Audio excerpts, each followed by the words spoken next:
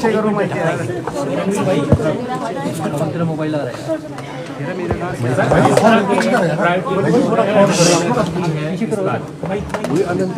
मैं ये कहना चाहता हूँ, जब से हमारी सरकार बनी 2 साल बने हुए हैं और मुझे ये समझ नहीं आया, जब मैं आज विधायक प्राथमिकता की बैठक ले रहा था, कांग्रेस के विधायक बोल रहे थे कि हमारे क्षेत्र में जो नाबार्ड की प्राथमिकता है उसमें पैसा नहीं किया गया। तो मैंने आज लिस्ट देखी और मंत्री मंडल के सदस्य बोल रहे थे कि हमारी जो प्रायोरिटी डीपीआर है वो कहाँ है। अब लिस्ट में पढ़ के बताना चाहता हूँ कि भारतीय जनता पार्टी के विधानसभा क्षेत्रों में सबसे ज़्यादा नाबार्ड का पैसा किया है। ये मैं नहीं कह रहा, ये तथ्य क्या है। मैं पढ़ना चाहता हूँ, बताना चाहता हूँ कि ये वॉकआउट जो करते हैं ये सिर्फ राजनीति दृष्टिकोण देखकर वॉकआउट करते हैं। जब इन्होंने देखा कि हमारी सारी प्रायोरिटी हमारे क्षेत्र की चली गई है, तो उसके बाद मैं आपको बताना चाहता हूँ कि सबसे ज़्यादा पैसा पिछले 2 साल में और उससे पहले भी जयराम ठाकुर जी के विधानसभा क्षेत्र में नैना देवी में 124 करोड़ रुपया 2 साल में नाबार्ड की सड़कों के लिए दिया गया और उनकी जो लिमिट थी 173 करोड़ रुपया वो पूरी हो चुकी है। 2 साल में कितना दिया? 123।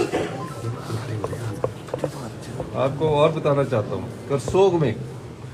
करसोग में तो भारतीय जनता पार्टी जीती है।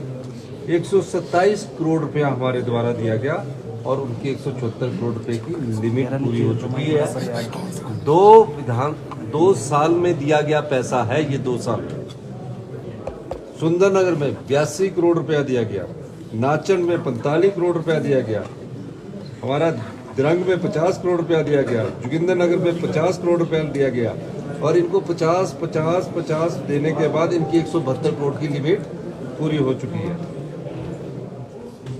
धर्मपुर में 38 करोड़ रुपया दिया गया, सिराज में 50 करोड़ रुपया देकर 172 करोड़ से भी ज़्यादा दिया गया, क्योंकि 172 करोड़ 44 लाख हुआ।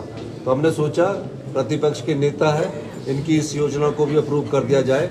जब नाबार्ड से वापिस आती है एक लिमिट के बाद, हमने वो भेदभाव नहीं रखा। सरका घाट में 93 करोड़ दिया गया, बल में 60 करोड़ दिया गया, मंडी में जो अनिल शर्मा जी के विधानसभा क्षेत्र है 73 करोड़ रुपया दिया गया 2 साल में। ये योजनाएं सारी नाबार्ड को रिसीव की गई है और उसमें पैसा दिया गया।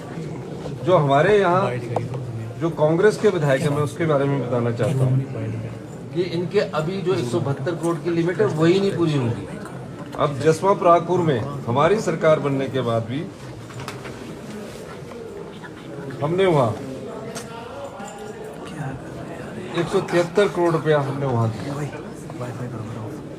तो ये सारी चीजें हमने जो है योजना के अंतर्गत दी गई। लेकिन भारतीय जनता पार्टी जिस प्रकार वॉकआउट कर रही है, वो अपने अस्तित्व की लड़ाई लड़ रही है। वो राज्यसभा चुनाव सीट जीतने के बाद से थोड़े से असहज हो चुके हैं। वो कोशिश करते रहे, जनता ने उनको चुनकर नहीं भेजा, हमें 34 से 40 सीटों पर पहुंचाया। अब सवाल ये है कि उस चुनाव का नेतृत्व 2 लोग कर रहे थे, एक जयराम ठाकुर जी और एक राजीव बिंदल। उन दोनों पर लोग उंगली उठा रहे हैं। विधायक दल में जो भारतीय जनता पार्टी का विधायक दल है, वो जयराम जी ठाकुर जी की बात को सुनता नहीं। राजीव बिंदल जी को उनके जो सहपाठी है, जो उनके सहयोगी है, वो पूरी जोश शोर से उनको हटाने की कोशिश कर रहे हैं। अब आने वाले समय में कौन इनका राष्ट्रीय अध्यक्ष जी प्रदेश के भारतीय जनता पार्टी के अध्यक्ष को बनाते हैं, उस बारे में तो मैं कोई टिप्पणी नहीं करना चाहता। लेकिन 5 गुटों में भारतीय जनता पार्टी आने वाले समय में अपने अस्तित्व की लड़ाई लड़ रही है। और मैं आपको बताना चाहता हूं कि इनका दृष्टिकोण हमेशा से हिमाचल के हितों के साथ नहीं रहा है। हिमाचल के हितों के साथ ना तो ये खड़े हुए हैं और ना ही हिमाचल के हितों की इन्होंने कोई लड़ाई लड़ी है। हम जो भी लड़ाई लड़ रहे हैं वो आत्मनिर्भर हिमाचल की लड़ रहे हैं और हिमाचल के हितों की लड़ रहे हैं।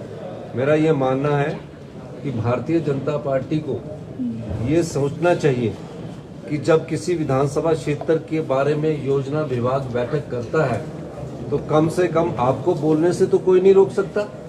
आप बैठक में आते, बैठक में अपनी बात रखते, अपने विधानसभा क्षेत्र की समस्याओं की बात रखते, वो अपने विधानसभा क्षेत्र की समस्याओं की बात नहीं रखते हैं। विधानसभा में भी भ्रष्टाचार पर प्रस्ताव लाए, फिर उसके बाद वॉकआउट कर दिए, चर्चा नहीं करते हैं।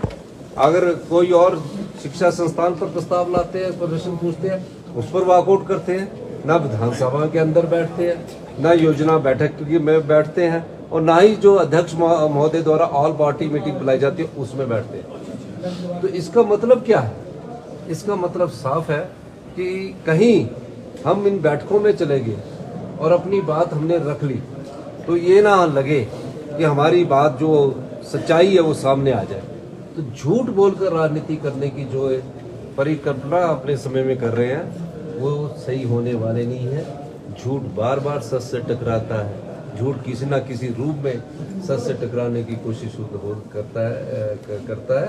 जीत सच की होती है। और आज बैठक में आते मैं सबको आपको चिट्ठी दे दूंगा, इनको भी भेज दूंगा कि आप कितने पैसे स्वीकृत किए गया आपके विधानसभा क्षेत्र के, और भी मैं पैसे स्वीकृत करता, और भी मैं चीजें स्वीकृत करता। लेकिन ऐसा लगता है कि भारतीय जनता पार्टी अपने लड़ाई और आपसी कला में पड़ी है, उनके पास अपने विधानसभा क्षेत्र की समस्या उठाने का समय नहीं है।